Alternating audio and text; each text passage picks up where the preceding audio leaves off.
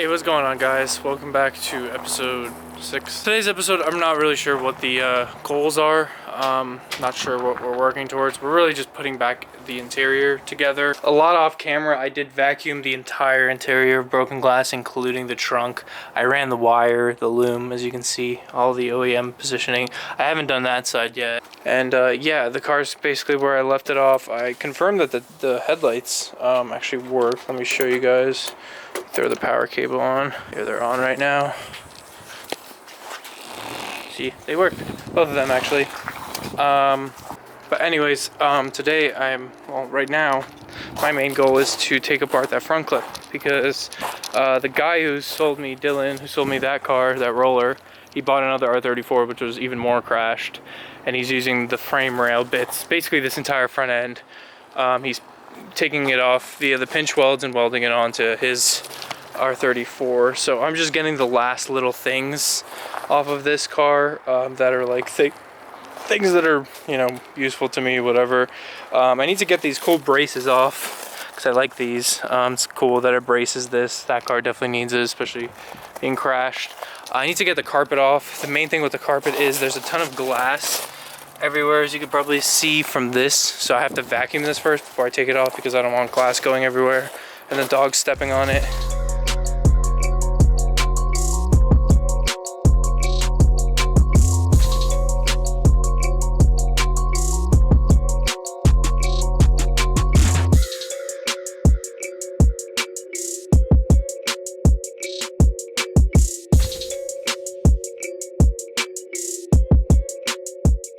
So yeah, that's the carpet out. Carpet, good. Carpet, very good. Only thing that probably sucks about it is just it has these little cuts in the corner. Because I'll explain in a second. Right here, these cuts, and that is because of that. That is the cage that came with this car. I'm not sure if I talked about this, but yeah, it came with like it's like a Cusco style. I did get my ABS lines actually. I'm sorry, my ABS delete lines from GK Tech. The actual brake lines are Chase Bays, but yeah, this is all going to go to the ABS master cylinder, and it's trying to think. One of these is just to the rear brakes, which is just one thing, and then the other one goes, it's short, and then it has a T-split, which is actually in there. You can see it, the T-split, and then one goes to your front left, one goes to your front right brake, and that's all that is. And then inside, actually, I have the actual brakes. All four corners, braided lines, because as I said, the hoses on the rear end and the front end were just cut, so I don't even have brake lines. Let me show you what I mean. See, this is the brake line, it's just cut. So I'm gonna take that off, take it off the caliper, and then these are gonna bolt into the caliper, run up to here, where that ABS delete kit will connect to that brake line, and we should be ready to bleed the brakes. Obviously the brake booster and master cylinder aren't in here. I'm pretty sure I could still put it in with the engine in. I'm positive because you should be able to replace it like that. I'm gonna run the clutch line right now, just bolt it. Could throw some fluid in there and have the clutch brake lines bled and all that, and that's kind of like the next step, so to say. There's a few little things, like I said, to do. So first I started by cleaning up the brake master just to make it a little bit nicer looking and more newer looking, since I wasn't going to be changing that. I was just using the one out of the R34 front clip. Then the clips kind of jump, and this is later in the night when Dylan finally came. He drove about 24 hours from Alabama to bring me the rear glasses off of his R34 and a GTR headlight, and he is taking my front clip, which is going to be this next random clip.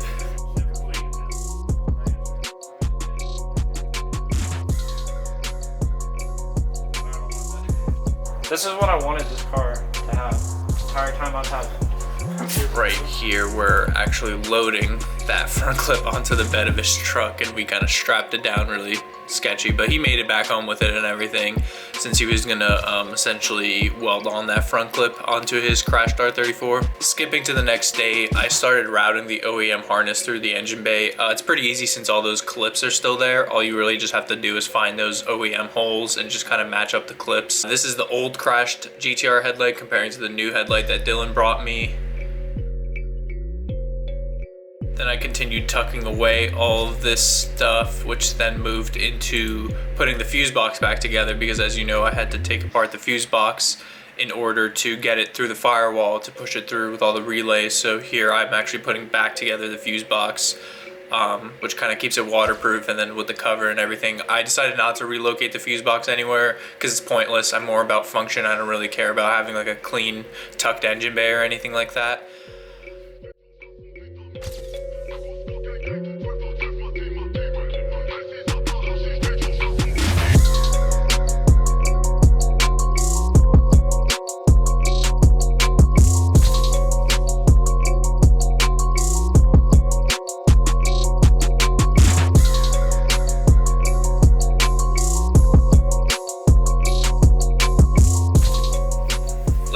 Me and Rachel started actually bleeding the brakes with Rachel's help. We started with the farthest corner being the rear left, then moved to the rear right, then the front left, and then the front right. Everything worked pretty normally. I know normally you'd have to run the car with the ABS to even bleed them, so deleting the ABS saved this. A lot of people ask why I deleted the ABS, and the simple reason is Nissan ABS is kind of bad, where it'll kick in sooner than you need it to. Then I moved over to cleaning the air conditioning lines, because as you know, I live in Arizona where it's like 100 degrees every day for a few months and it's very hot, and I'm 100% gonna keep the air conditioning. So I started cleaning the lines. Then I moved into installing the condenser, because that actually kind of sits between the main electric fan and the radiator, so you have to install the condenser first.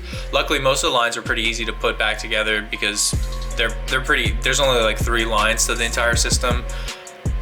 Obviously on a later date, once I get my HVAC control module thing, I'll have to actually, you know, put refrigerant in the system because it's totally empty. But then I moved over to installing the radiator and connecting all the hoses, which is pretty easy, so I can start to, on the next startup, add the water. Here I'm installing the crash bar, which as you can obviously see is cut. This is all from the front clip, all these things, the condenser, radiator, this is all from the front clip. That crash bar is actually cut to fit the big HPI intercooler, which you can now see in this clip. The big intercooler, I installed it. I had some issues trying to figure out how to mount it, but I mounted it on that center core support piece. Then I started just putting back together all the intercooler piping and whatnot. I kind of reran the oil coolers. You can see it hanging there. If any of you are asking, that is an oil cooler. It's pretty essential to RBs, keeping the oil at a good temperature. I decided to mount it on the crash bar, sort of where it'll stick out of one of the bumper vents on the driver's side to get direct airflow. I might put a little electric fan on it too to help in traffic, but we'll see about that. I buttoned up everything up here. I even put the headlights in, confirmed that they work. But yeah, like everything, intercooler, intake. I plugged most of the vacuum leaks, if there were any. The wastegate and the turbo inlet thing didn't have any vacuum lines on it, so I just routed that to the wastegate. So once it hits whatever the wastegate PSI is, it'll open. So it's not running like a boost controller. Not that that matters, because won't be hitting full PSI for a while. And then just little ones, I literally just for now just took a little bolt and stuffed it in a vacuum line and then put the vacuum line there just so I don't have the leaks. But yeah, let's see. I think it's not in gear. I have it on all 4 jack stands, so I can put it in a gear and stuff and make sure that they work and whatnot. But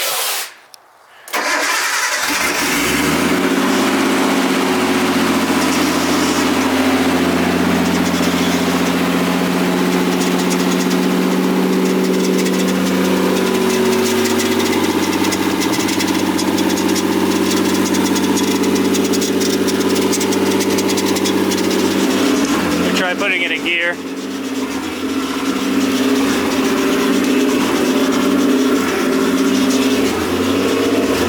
Oh, there we go.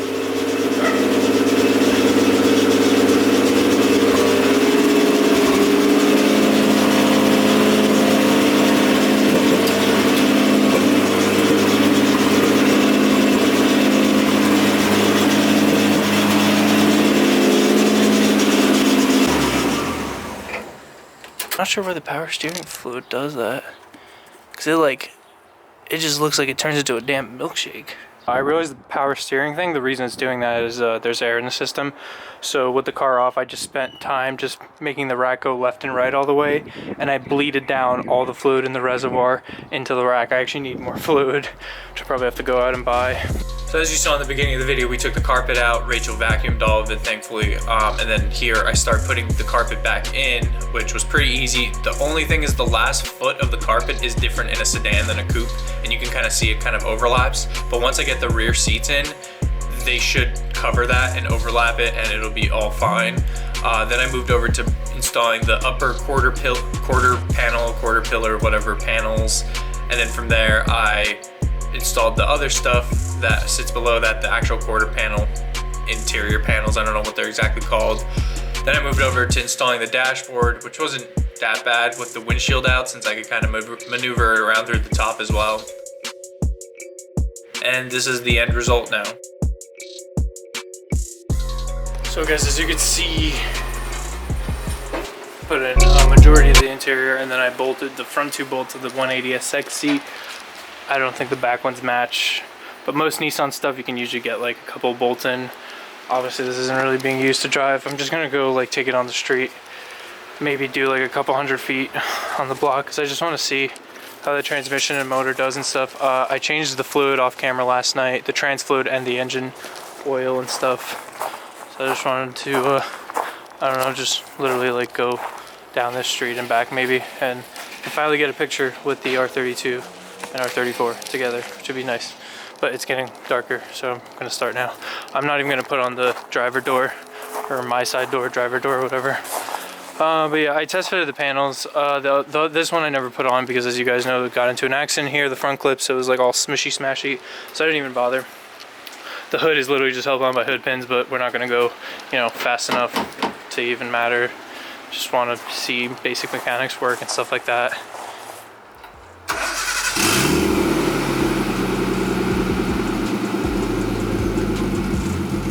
It's only one. The other bolt was smashed.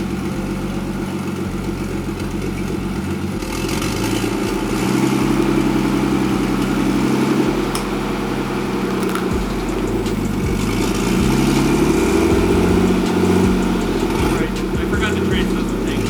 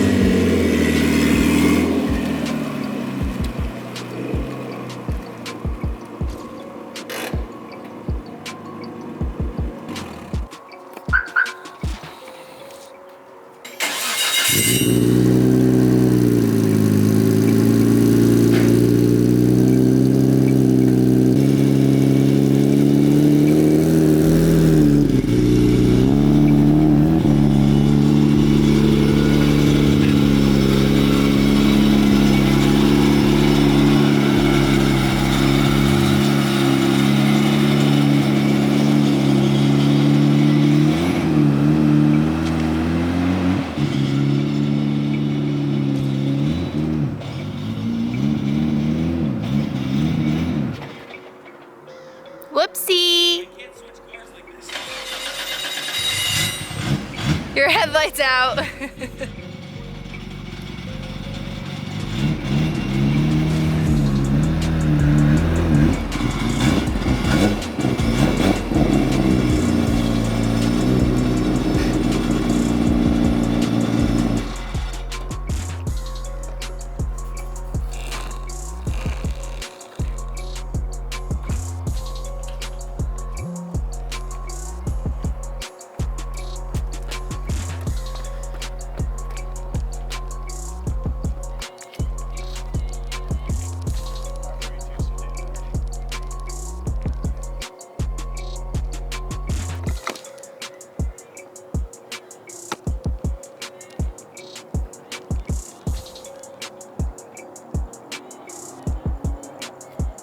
So sadly it's getting a little too dark, so I just kind of had to hop for the pictures. But obviously a lot of stuff is like, I don't want to say loose because all the suspension and everything mounting wise on the car is tight. I know that for a fact.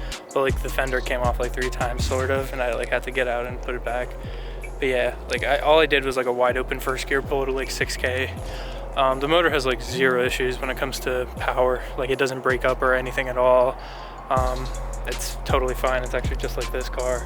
It's not as fast in first gear because this is all-wheel drive, and the GTRs really kick you in first gear. Like they're geared so that first, second gear pulls just beat the shit out of you. And yeah, but damn, it makes me happy seeing both.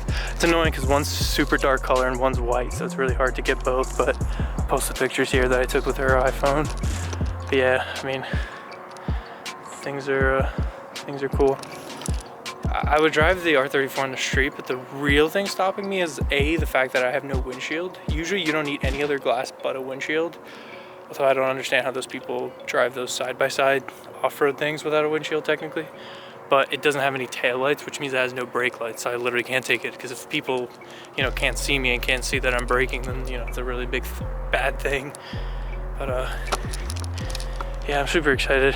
Past 3 weeks have been insanely hard. And I mean, it works.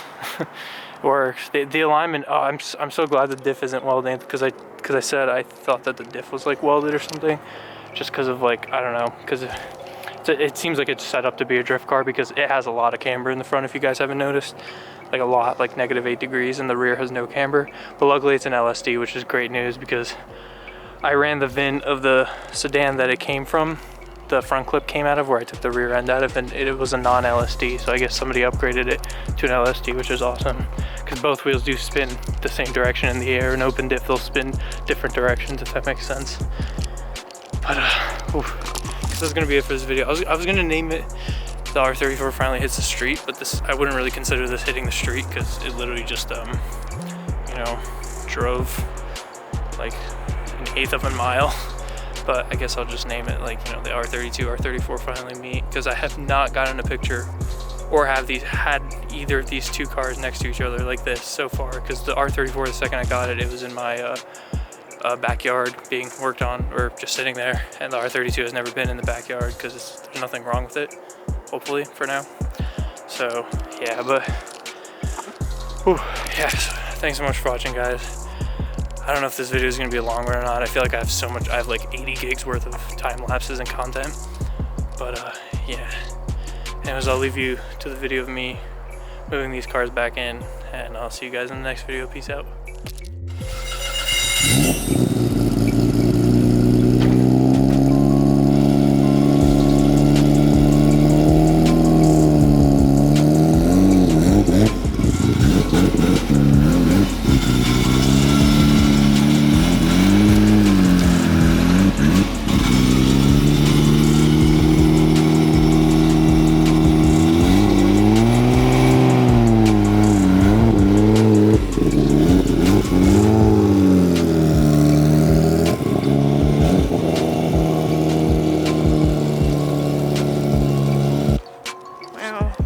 VIP service.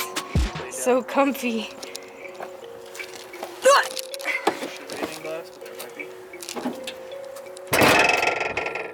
Ready? Turnkey. That starts better than the R32. The R32 sometimes is like forever. I don't know why, but the dash lights don't work. Even when I turn on the lights.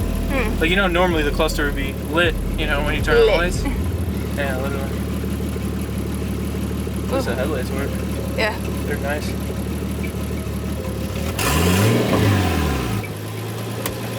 So it's as responsive as the other one, but...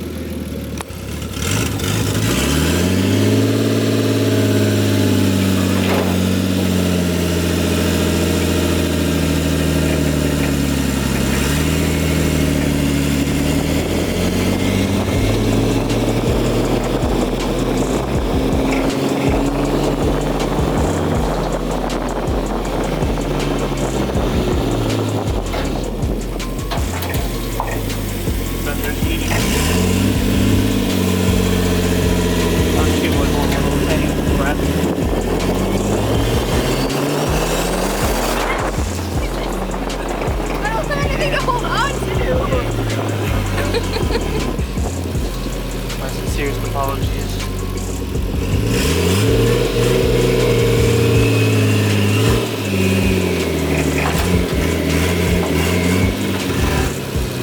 I don't even know where to put it. Do I just like leave it in the dirt? Sure. Because I don't know about that. I'll just clean up the area where I'm building it.